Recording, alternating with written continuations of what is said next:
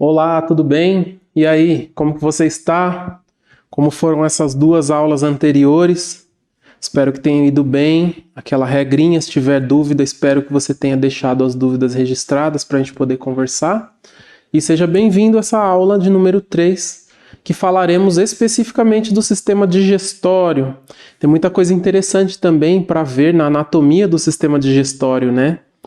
Então, iniciando aqui, eu já quero logo comentar, né, que a parte mais interessante e principal do sistema digestório é que ele foi feito para facilitar a absorção dos nutrientes, né, que é o que a gente vai ver sistema após sistema, né? Então a gente vai ver cada estrutura anatômica, tudo que ela foi fazendo foi justamente para lá no fim da história facilitar a absorção dos nutrientes que a gente come, né? Cada alimento que a gente ingere ali para ficar mais fácil. Cada um dessas estruturas tem esse papel fundamental de participar, mesmo que de forma pequenininha, conseguir contribuir de alguma maneira. Então, deste modo, o principal objetivo mesmo do sistema, ele está relacionado a esse processo não só da absorção, mas também do transporte, né, de transformar o alimento, que é um objeto que acaba sendo caminhado ali de forma macro, né, para uma forma micro. E aí, dessa forma, o nosso organismo consegue de algumas maneiras absorver esses nutrientes, né? E através disso, o que ele faz? Você ingere ali um objeto que eu quero dizer um alimento, né? E aí esse tubo digestivo, né, que é dividido em pequenos trechos, né? A gente vai ver isso com mais detalhes, mas são divididos na parte alta, na parte média e na parte baixa, meramente para transportar mesmo o bolo alimentar de trecho em trecho. Depois disso, nós temos órgãos que são espécies de anexos, né, que são glândulas, as próprias glândulas salivares, a própria presença dos dentes, da língua, pâncreas, fígado, vesícula biliar, até mesmo a víscera, intestino delgado, né, acaba participando de todo esse processo, e aí isso de forma efetiva vai fazer com que haja essa absorção. Então eu coloquei aqui essa imagem, vamos observar juntos. Essa imagem ela consiste no seguinte. Só habilitar aqui a caneta. Nós temos então aqui a boca. Na sequência da boca a gente tem lá atrás a faringe, que a gente tanto viu, né, na aula de RESP. Na sequência dessa faringe a gente tem o esôfago. Lembra que tinha uma divisão aqui, parte ia lá para a parte respiratória, que era a traqueia, né, e parte desceria para a região digestória, né, no caso. Que aí vem o esôfago na sequência dessa faringe. O esôfago é esse tubo grande aqui. O esôfago, ele termina exatamente no estômago. Então aqui a gente tem o estômago. Deixa eu trocar a cor da caneta, fica mais fácil de visualizar. Então aqui nós temos o estômago. Essa sequência do estômago a gente tem as áreas pertinentes ao estômago.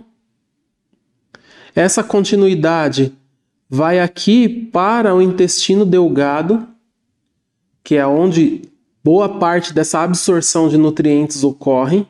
Até então esses tubos eles conduziam e eles facilitavam o processamento, né, desse nutriente, de transformar ele de forma mais macro para forma mais micro. Aí aqui em toda a extensão do intestino delgado é onde ocorre essa boa absorção do nutriente, tá vendo? Todo o intestino delgado termina, né, desemboca no intestino grosso. O intestino grosso tem as suas regiões, né? Aqui é a parte ascendente, chama de cólon ascendente. A parte transversa desse intestino delgado. A parte descendente desse intestino delgado. O finalzinho dele, que é o reto. E, por fim, a saída final, que é o ânus. Tudo bem? Então esse trajeto do sistema digestório, ele se inicia na boca e ele termina no ânus. Todo esse sistema de ponta a ponta corresponde ao sistema digestório. Existem diversas tarefas e funções de cada um desses sistemas, mas assim, a primeiro momento a gente precisa saber a trajetória anatômica de cada um deles, por onde esse sistema todo passa, né? E aí, para falar em passagem, né, como que isso se comporta, a gente tem um movimento muito marcante, muito importante, muito famoso também, que se chama movimento peristáltico ou simplesmente peristaltismo, que são movimentos obviamente involuntários. Eles são involuntários e rítmicos e eles consistem justamente em ajudar, em facilitar com que esse bolo alimentar passe trecho a trecho. Quando a gente fala dele ser involuntário, é a mesma situação que a gente viu em aulas anteriores. São sistemas que são comandados por um sistema nervoso autônomo, ou seja, não depende da nossa ação, a gente não pede para que esse sistema faça o que ele precisa fazer, ele faz de forma totalmente autônoma, comandado por um sistema simpático, parasimpático, comandado por sistemas vagais, né, através de nervos, né, como a gente viu em outros sistemas, o próprio nervo vago trabalhando de forma efetiva em cima disso. Enfim, a ideia central é a gente entender que esse sistema está fazendo esse movimento, que a gente chama de peristaltismo, é um movimento de varredura. Ele começa num trecho e ele caminha para os demais trechos. A gente vai ver isso aqui numa pequena figura que eu vou mostrar. E aí ele vai trecho a trecho caminhando, mas essa ação toda ela é voluntária, não depende do nosso querer, né? E isso é importante, isso é interessante, porque uma vez nós sendo falhos, né, como a gente já discutiu bastante nas aulas anteriores, a gente poderia, por algum motivo, não fazer a coisa de forma efetiva, não lembrar de solicitar, né, que aquela ação acontecesse naquele devido momento, enfim. Então existe um sistema autônomo que faz isso por nós. Então observe essa imagem aqui. Deixa eu deixar na caneta azul que a cor ficou boa. Fácil de visualizar. Então nós temos lá em cima o esôfago, que está vindo lá da parte superior, tudo bem? Aí nesse trajeto do esôfago nós temos aqui uma contração, aqui está o bolo alimentar, imagina que a gente comeu um pedacinho de bolo de festa, vai que seja. Então aquela garfada de bolinho de festa ali que a gente comeu, passou por um trecho, tivemos a contração desse esôfago, essa contração desce esse bolo alimentar para o próximo trecho, esse trecho ele está em relaxamento, e aí assim que o bolo alimentar passa aquele trecho, imediatamente após o trecho superior faz uma outra contração, e assim sucessivamente, né? Então toda essa contração sequencial que é o movimento peristáltico é uma espécie de varredura, está mandando esse bolo alimentar para um único trajeto, até ele chegar na estrutura estômago. Depois que ele chega na estrutura estômago, através da presença do suco gástrico e tudo mais, isso vai facilitar a degradação desse bolo, né? Vai deixar ele de uma forma cada vez mais micro, né? Até ele passar para o próximo sistema, que aí vai ser o intestino delgado e assim por diante. Então só para você ter uma noção do que é esse movimento peristáltico. Então são pequenas contrações, trecho a trecho, ditando uma regra para que esse bolo alimentar siga uma trajetória. Popularmente as pessoas chamam isso de varredura, né? Como se ele estivesse varrendo para um único trecho. No fim, a forma de pensar, na prática, é exatamente isso que está acontecendo, né? Não está errado. Essa outra imagem para ilustrar, né? Então agora a gente tem aqui uma outra situação com outra imagem, mas basicamente é o mesmo contexto. Temos mais uma vez o bolo alimentar, aí temos a contração inicial, temos o trajeto aqui que está sendo relaxado, né? É um trecho que está em relaxamento para permitir que aconteça a chegada desse bolo alimentar. Passando por esse trecho, o bolo alimentar ele consegue fazer alguma dilatação nesse esôfago e assim por diante. Então, basicamente, o que eu quero afirmar aqui, que são períodos de contração e relaxamento, trecho a trecho, contração e relaxamento, contração e relaxamento. E aí, de forma conduzida, o bolo alimentar ele é levado, talvez até de forma passiva, né? Quando ele relaxa efetivamente, é aí que o bolo alimentar desliza. Ele relaxa, o bolo alimentar desliza. E assim por diante. Na verdade, a ordem, contração e relaxamento não vai alterar, porque o trajeto do bolo alimentar vai ser sempre único. Tudo bem? E aí, pensando nessa trajetória toda, agora a gente vai pensar o seguinte. Pensando na região onde esses bolos alimentares eles passariam, então a gente vai pensar o que é o tubo digestivo alto e o que são esses tubos digestórios mais baixos, médios ou baixos, né? Então, tubo digestório alto, se você, mais uma vez, né, como a gente falou nas aulas anteriores, se você tivesse que responder aqui um questionamento numa avaliação, numa prova, trecho a trecho, Para você não destoar muito da resposta correta, esse trecho a trecho ele tem que ser uma sequência anatômica, não dá para fugir muito disso. Então nessa de trecho a trecho, ó, como a gente observa aqui, tubo digestório alto, primeira parte do tubo digestório alto está aqui, ó, boca. Segunda parte do tubo digestório alto, faringe, sequência, esôfago. Termina no esôfago, tubo digestório alto, tudo bem? Tubo digestório médio começa exatamente onde terminou, que é no próprio esôfago.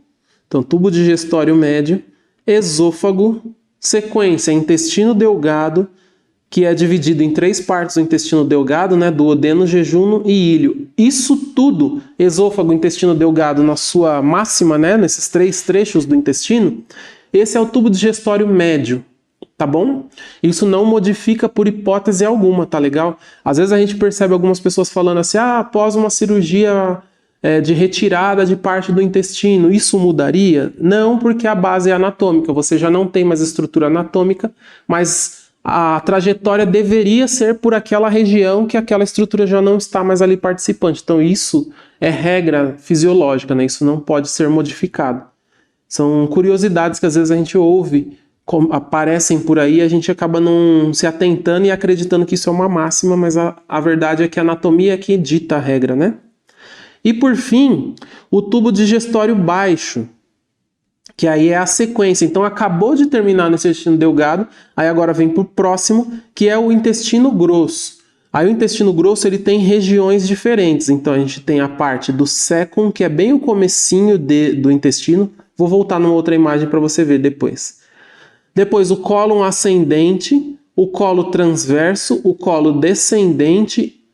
Por fim, a curvaturazinha final, que é o colo sigmoide, e o reto e ânus, que aí é o final de tudo mesmo. Deixa eu só voltar para aquela imagem. Essa imagem aqui é boa. Tudo bem? Então, só para ilustrar mais uma vez, só para a gente se atentar, a parte do intestino grosso, que é um dos maiores vísceras que a gente tem tubulares, né? Então, o intestino grosso está aqui, ó, o comecinho dele, que é o cécum, ou seco, né? Depende da forma que o autor traz para a gente. A sequência disso... Opa, a caneta parou aqui de funcionar um pouquinho.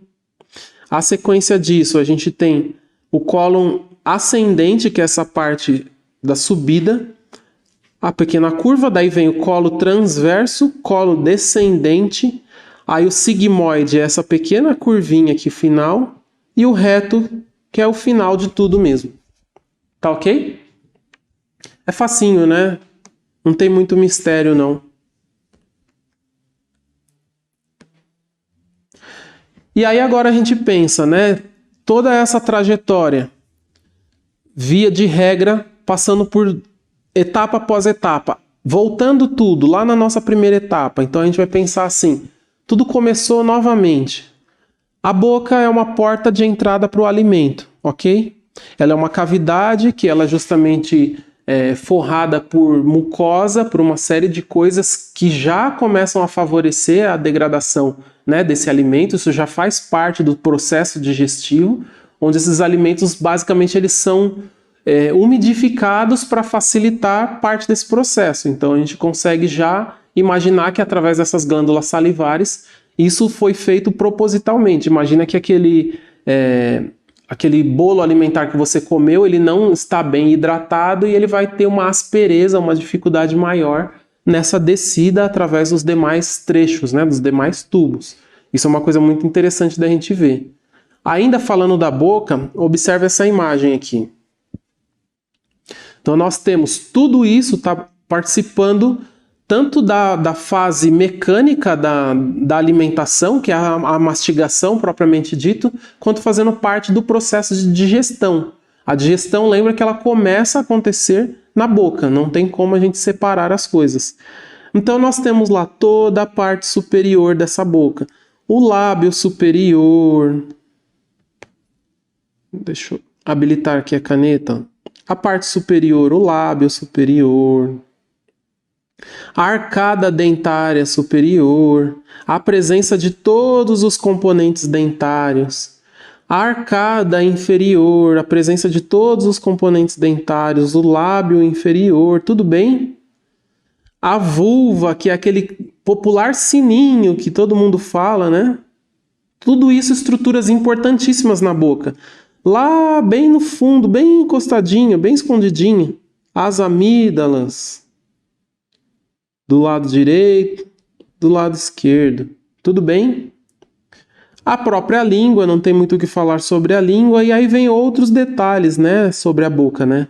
O freno labial, depois a gente tem o outro freno palatino, são todas estruturas muito importantes para manter um bom funcionamento. E aí, por fim, a gente tem lá atrás a faringe, né, que é o que está mostrando aqui, né? Esse fundo todo aqui é a faringe, certo? Que é onde vai começar o próximo nível desse bolo alimentar, da faringe em diante, ele desce esôfago e continua tudo que a gente já comentou até aqui, tá bom?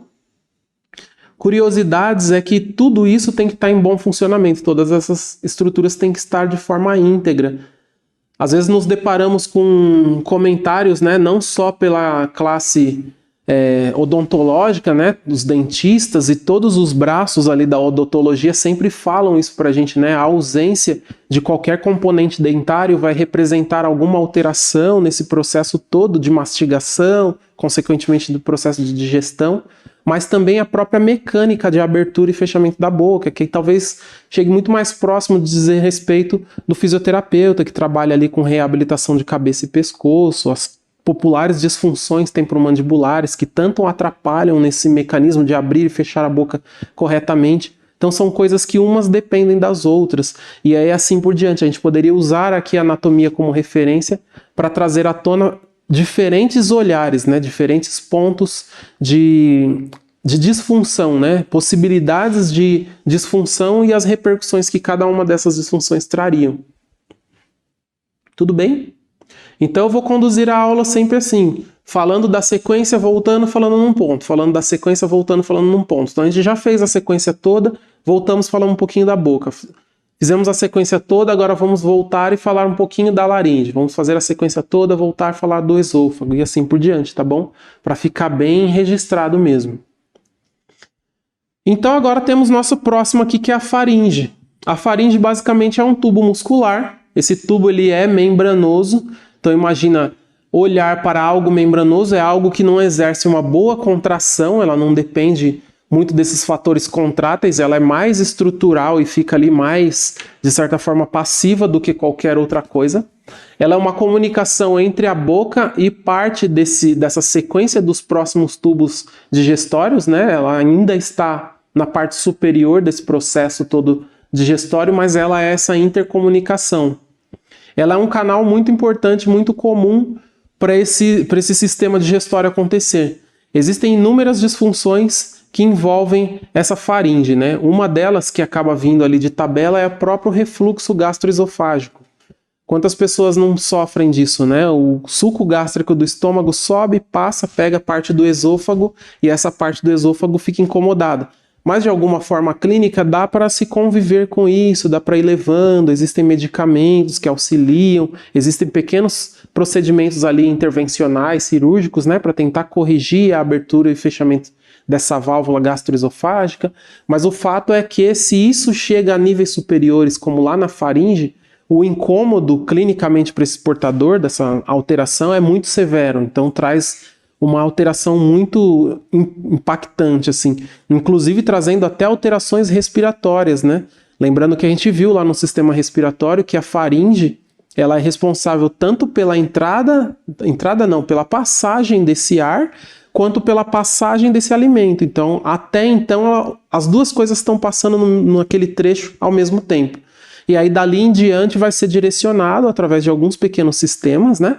Que vai direcionar se esse ar vai descer por uma via ou se esse bolo alimentar vai descer por uma outra via. E isso tem outros fenômenos ali acontecendo. Então tudo precisa acontecer de forma organizada e sincrônica. Senão temos aí mais uma vez algum tipo de disfunção. Tá legal? Então aqui só para ilustrar novamente, apesar que a gente já viu em aulas anteriores, temos lá a cavidade nasal, né? com toda aquela ideia de passagem do ar. E logo aqui no final temos, ó, aqui especificamente, né, temos a faringe. Aí a faringe, ela se comunica, é uma comunicação entre as vias aéreas superiores, como a gente já viu aqui, e a parte oral, né? As vias de digestão, as vias superiores de digestão. Então as duas se encontram. Então a gente pode afirmar que esse pequeno trecho tem tanto ar quanto alimento. A via se abre, nós temos aqui algumas comportas que fazem essa separação. As vias se abrem, você permite a passagem ou do ar ou do alimento. Tudo bem? Certo? E aqui, meramente ilustrando a boca mais uma vez, mas nós já vimos. E seguimos adiante. Então, esse nosso adiante, a próxima estrutura é o próprio esôfago. O esôfago também, da mesma forma, ele é um tecido muscular, né, de algum modo, porém ele controla essas contrações musculares através de um sistema nervoso autônomo, como a gente já discutiu um pouquinho, e através desse sistema nervoso autônomo a gente permite com que aconteça de forma sincrônica e bem organizada essa condução do bolo alimentar. É um movimento de peristaltismo ou basicamente um movimento de varredura de um trecho após outro trecho e assim sucessivamente até chegar no ponto de um ponto final, né, de origem final. Então você fala, eu preciso visualizar isso acontecendo daqui até o estômago. Então a gente consegue ver essa varredura até chegar ali e assim por diante. Nós temos até alguns vídeos que mostram isso de uma forma muito legal. Posso até depois separar alguma coisa aqui para mostrar para você. E aí, pensando nesse esôfago sendo alguém autônomo, a gente já está imaginando, né, que qualquer atividade que a gente exerça ali pode favorecer ou não a essa condução desse sistema. Então, quando a gente pensa, né, será que o posicionamento que eu esteja vai facilitar ou vai dificultar a saída, o trânsito desse bolo alimentar? Com certeza. Imagine que você tem lá a mesma ideia que a gente viu em aulas anteriores. Você tem um tamanho de tubo. Se esse tubo tem um tamanho maior ou menor, ele vai comportar mais ou menos ml, volumes, tamanho de massa, enfim. E aí assim ele vai trecho a trecho até ele conseguir concluir a sua trajetória. Então qualquer coisa que nós fizéssemos que alterasse isso, poderia desfavorecer. Estou falando desse modo porque quantas vezes a gente já se deparou, como eu comentei sobre o refluxo gastroesofágico, dependendo do posicionamento que a gente está, temos um problema. Dependendo de outras estruturas que comprimam a estrutura em questão, temos um outro problema. Principalmente pensando no esôfago em vias mais superiores, a gente tem a presença ali da traqueia, a gente tem algumas estruturas que facilitam a abertura e fechamento para passagem, né, desse ar por uma via, desse bolo alimentar por uma outra via. Então tudo isso vai demandar uma série de facilidades ou dificuldades, né? Basicamente é isso.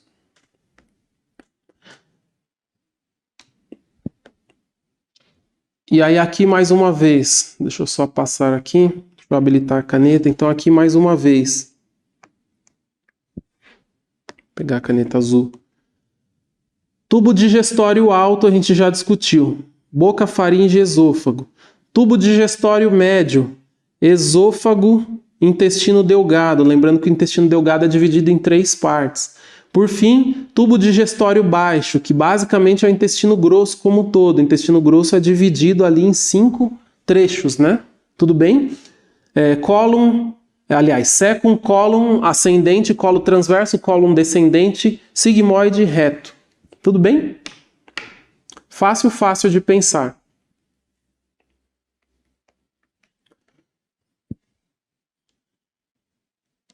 Agora, quando a gente chega nesse trecho aqui, é interessante, porque a gente está pensando assim, bom, vimos que basicamente tudo está acontecendo de uma forma passiva, setor atrás de setor.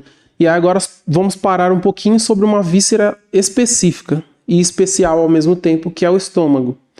O estômago, como acredito que você já deva ter visto, né? Ele é uma grande bolsa mesmo, né? Essa bolsa, ela se localiza numa região do abdômen, uma região látero esquerda, desculpa, e ela está bem numa região medial. A região abdominal ela é dividida em quadrantes, então você visualiza já que esse estômago está numa região lateral esquerda. Tudo bem? Aí essa bolsa ela é responsável pela digestão das proteínas. Existem algumas coisas acontecendo, mas assim, como fator primordial, digestão de proteínas. Ela, de certa forma, é a porta de entrada para esse grande processo de absorção de nutrientes. Então, você pensar que cada região desse estômago vai depender de uma função ou vai exercer uma atividade diferente, esse é o ponto. Mas, a grosso modo, já pensa, ele está fazendo digestão. E digestão do quê? Digestão de proteínas. Tudo bem? E aí, dessa forma, a gente já começa a pensar, tá, então estou sabendo o que está acontecendo em cada região. Próxima região, que é a sequência que a gente já viu, que é o intestino delgado. O intestino delgado ele já tem uma outra função. A ideia dele, anatomicamente, a localização dele é bem no centro desse abdômen. Então ele está numa região mais média possível do abdômen. Você divide o abdômen em 6 quadrantes, ou até mesmo em 4 quadrantes, ele estaria bem ali no centro. Ou no quadrante central, ou na incidência dessas retas, né? Bem no centro mesmo. Ali é a região do intestino delgado. Qual a função do intestino delgado? Então o intestino delgado tem essa função de certo modo, trabalhar na questão enzimática. Então, é ele que produz e que, de certa forma, segrega mesmo, né, essas enzimas digestivas. Então, a gente quer que ele separe o que seria cada um desses micronutrientes. Então, através da presença dessas enzimas, a gente vai conseguir separar essas pequenas moléculas. E são moléculas bem básicas dentro da nossa cadeia alimentar, né? A gente vai pensar em glucose, a gente vai pensar em aminoácidos, a gente vai pensar, sei lá, glicério, por exemplo, que eu até coloquei aqui. Então são ótimos exemplos de micronutrientes que estão sendo trabalhados por essa grande víscera que é o intestino delgado, tá bom? E aí esse intestino delgado, como a gente já falou, mas só repassando, ele é dividido em 3 porções. Que é a parte inicial dele, que é o duodeno, são só trechos, né? Você vai trecho a trecho e é exatamente essa ordem. Duodeno, segundo trecho, jejuno, terceiro trecho, íleo. É uma sequência. Né? Aquele emaranhado, lembra? Ele é uma sequência. Cada trecho recebe um nome. Tá bom? Isso de trecho diz respeito, né, que a gente estava falando de retirada de parte de víscera por X fatores. Isso diz respeito também à qualidade dessa absorção de nutrientes, a qualidade alimentar desse indivíduo. Se por algum motivo algo acontecer e você retirar parte desse intestino, pensa que cada trecho vai trabalhar na síntese de alguma enzima ou na absorção de alguma proteína específica, dependendo de que trecho você retire, você não teria a absorção daquele micronutriente, aquela micromolécula. Por exemplo, pessoas que fazem cirurgias de retirada de parte do estômago ou da inutilização de parte do estômago, às vezes passam a ter dificuldades com a absorção de ferro e assim por diante. Então, tudo isso pensando naquela ideia que a gente está falando desde o começo do curso, né, da estrutura governar a função, tudo isso precisa ser muito bem pensado antes de se retirar algo. Você precisa pensar nos prós e contras, né, nos benefícios e nos malefícios que isso traria. Quando a gente pensa em situação clínica, não pode ser deixado de escanteio. É muito importante, porque vai ser uma qualidade de vida diferente a partir daquele momento. E isso tudo a anatomia já vem mostrando pra gente de algumas formas, tá? Eu tô trazendo todo esse contexto aqui de forma bem resumida e fazendo comentários a mais do que tem aqui na aula, justamente para deixar um pouco mais dinâmico e contribuir com outras coisas. Mas depois você tem acesso a ver mais detalhes, que eu estou deixando tudo aqui disponível na aula também. Tá ok? Essa figura aqui ilustrativa, só para enfatizar mais um pouco, tudo que a gente viu, comentou até agora, vimos lá em aulas anteriores, né, que o diafragma fazia uma espécie de cúpula sobre essas vísceras. Vou exagerar aqui, o diafragma fazia uma curva assim, né? E nós vimos que a ação desse diafragma abaixava essas vísceras e anteriorizava essas vísceras. Vísceras essa, né? O fígado, a vesícula biliar, Aí nós temos ali atrás o pâncreas, né? O pâncreas está passando lá por trás do estômago. O esôfago aqui em cima, o próprio estômago aqui, né? Todo o conteúdo do estômago, as regiões do estômago que a gente não falou, né? O fundo, curvatura maior, menor, são as divisões, as regiões do estômago. Essa pequena curva aqui que já está se transformando em intestino delgado. Ó, a própria presença aqui do intestino delgado, quando a gente já viu algumas vezes, né? A junção desse intestino delgado com o intestino grosso. Aí começa mais uma vez, né? Cólon ascendente, transverso, descendente, a pequena curva que é o sigmoide reto. Então tudo isso faz parte do sistema digestório. Tá bom? Só para ficar fácil da gente pensar. E aí aqui, né, que essa figura mostra, né, as divisões específicas do intestino delgado. Próximo que nós precisamos aqui visualizar. Vou aproveitar essa próxima imagem que também é muito boa. Então, mais uma vez, né? Tudo que a gente faz de estudo para que a gente consiga absorver de forma efetiva precisa ser ali repetido, repetido e repetido. Por isso que eu gosto de trazer dessa forma na aula. Então, nós já vimos, mas vamos fazer mais uma vez. A gente precisa ficar revendo. Tubos digestórios altos, né? Superiores. Boca, faringe, esôfago. Tubos digestórios médio. Estômago, intestino delgado. E o tubo inferior ou baixo, intestino grosso. E aí vem as figuras mais uma vez. E aí agora essa figura ela está enfatizando mostrar mais as regiões do intestino grosso, que é o nosso foco aqui, né? Então vem mais uma vez o sécum, cólon ascendente, transverso, descendente, um pedacinho aqui do sigmoide, né? Essa curva toda, e o reto. Tá bom? E as funções do intestino grosso, hein, Rodrigo? Como será que esse intestino grosso se comporta? Ele realmente é um dos maiores órgãos do nosso sistema, dos órgãos tubulares, ele é o mais comprido ou o que tem maior diâmetro de todos eles? Sim, é realmente isso, não é só um mito ou verdade não, é uma verdade mesmo. O intestino grosso ele mede cerca de 1,5 m de comprimento e de circunferência, né, ou de diâmetro, ele pode chegar a 6 centímetros. Então, dependendo da situação, dependendo do biotipo, dependendo da qualidade alimentar desse indivíduo, ou até mesmo da presença de algum bolo fecal ali, ele pode ter um diâmetro bem marcante. 6 centímetros de diâmetro não é algo muito pequeno, não. É um calibre bem interessante. E aí a função dele mais primordial de todas é a absorção de água. Tudo que esse intestino grosso faz prioritariamente é absorver água. É ali que nós absorvemos toda essa água. Então, a chamada de atenção, né, sobre estruturas que governam função.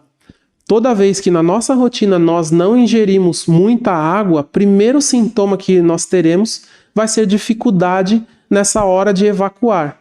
O bolo fecal vai estar com mais dificuldade para sair porque ele vai estar mais ressecado. Tudo bem?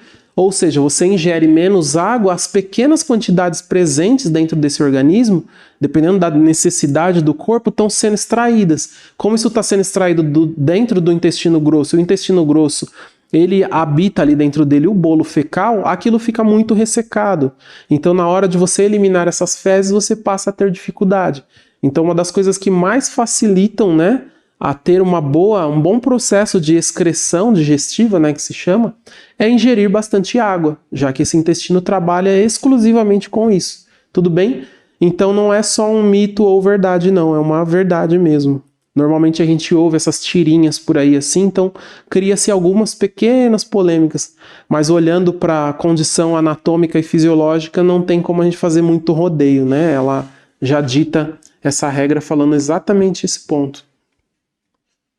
Então, se nós visualizássemos esse intestino estendido, né, 1,5 m de comprimento, cerca, né, de 1,5 m, não é nada exato, e o diâmetro dele podendo chegar até 6 centímetros, pode ser um pouquinho para menos, até mesmo um pouquinho para mais, né, depende da situação que esse indivíduo tem ali, que ele vive, né.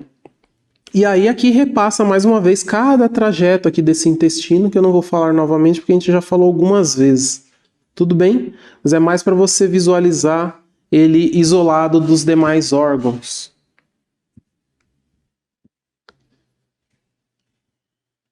E aí o que eu quero deixar aqui no final dessa aula? Uma pergunta muito boa mesmo. Eu preciso que você pense e responda. Então é mais uma tirinha ali de estudo dirigido. A pergunta é a seguinte, né? Uma afirmação, na sequência uma pergunta. Nós sabemos que os movimentos peristálticos eles ocorrem em vários órgãos, como a gente falou um pouquinho aqui. A gente falou bastante sobre o esôfago, mas a gente deu continuidade várias vezes sobre o trajeto. Então, qual é a função desse movimento? O que ele quer garantir? Essa é a pergunta.